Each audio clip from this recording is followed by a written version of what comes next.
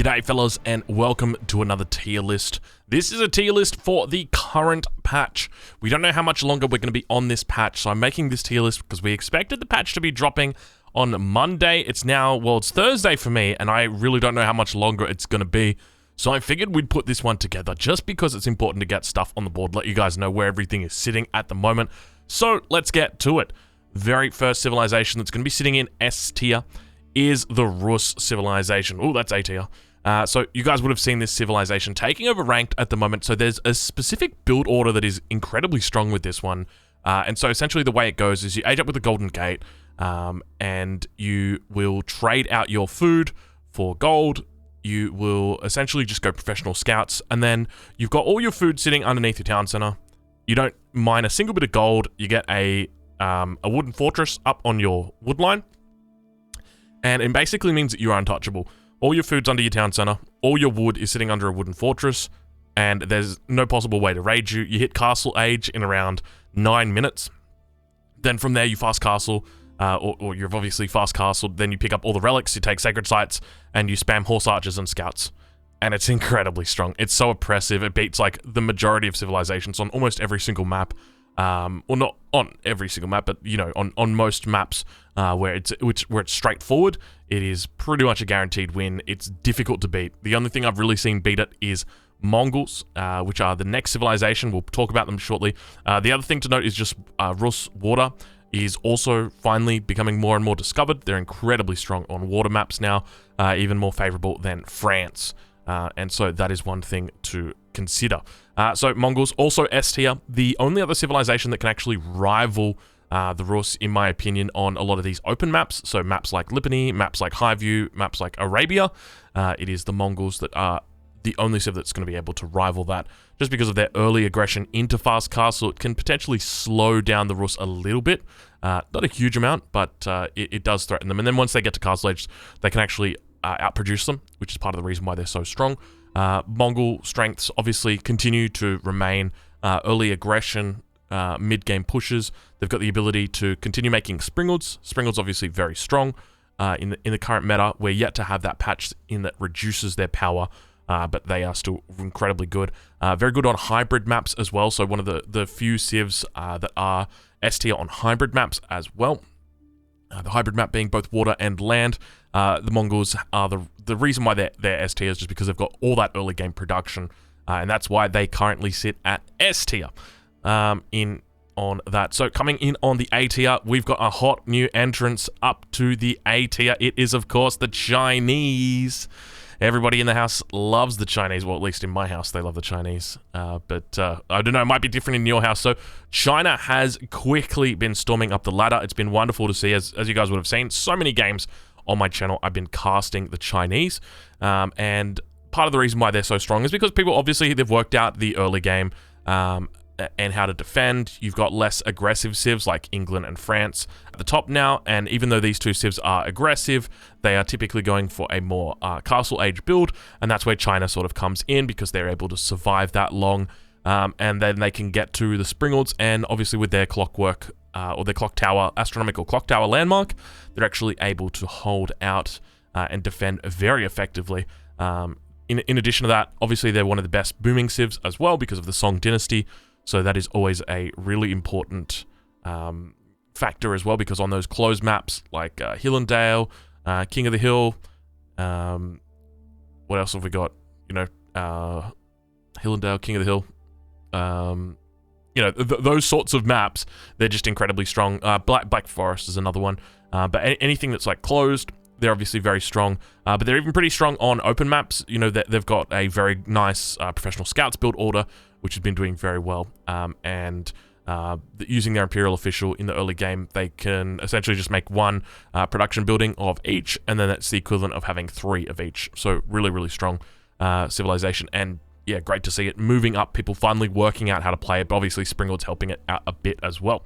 Next civilization that's going to be sitting up in the A tier, it is the French. The French civilization, a civilization which has obviously come down from S tier down to A tier, but I still think they're quite viable. They're really good on a lot of maps, like Warring Islands, Archipelago, Boulder Bay. They're still very strong. The Hawks are still incredibly strong so do not discount them now that they've been nerfed. But one of the things to note is obviously Rus has risen up as a water power on some maps, and France definitely not as strong as they once were on hybrid maps. So with France, obviously, there doesn't seem to be a lot of powerful build orders there. Obviously, the double town center, not as strong as it used to be. It's fallen out of favor, and that reduces the power of France because double town center for France, it really takes advantage of their French villager training speed bonus, so that is one thing to consider. But the French have a very good professional scouts build order, which is part of the reason why they sit up in A tier. So together with the Rus, they've got the fastest professional scouts. It's if we were to do a professional scouts tier list, it would also look something like this, and that's part of the reason why these civs are up here. So I would expect that in addition to having that Springald nerf coming in pretty shortly, with the next balance patch, we will almost certainly have a professional scouts nerf coming in because it's incredibly oppressive. And if there's one of the things that you see in these this tier list, it's that it is based essentially on professional scouts. And speaking of professional scouts, next civilization that we're going to be talking about is the English. It's going to be going in the B tier here. And in my opinion, English are still quite strong, but only on specific maps. So on the open maps, hybrid maps, they're going to have a lot of difficulty. There's one hybrid map that English are very good at, and that's Danube. And the reason why is because of the way that hybrid maps sort of work. There's this interesting matchup or mechanic. So essentially the way it works is Mongols beat everybody except Delhi. Okay, and then Delhi beat everybody except for English on Danube. And the reason why is because with Danube, you can actually pull villages. You would have seen the most recent video on the channel, so I think it was Hera.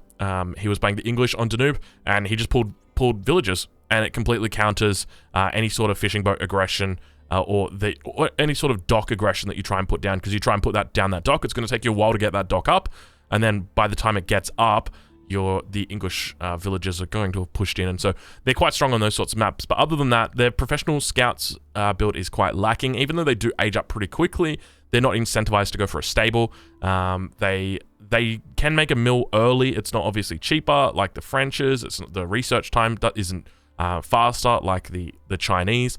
So they're not really prioritized to go for professional scouts. On top of that, they're incentivized to go towards that farm playstyle, and as a result, it means that they're not that strong. But that's where they currently sit. Next civilization in the B tier, probably a controversial one. I know a lot of people think that Delhi is unplayable right now, and if you are a Delhi player, I would probably, I understand completely where you're coming from, but I do genuinely think Delhi are quite strong. I actually pick them on a lot of hybrid maps. If I'm playing any sort of hybrid map, so we're talking like Ancient Spires, Danube River, anything where there's a little bit of water, so even like Nagari as well, I think they're very, very strong.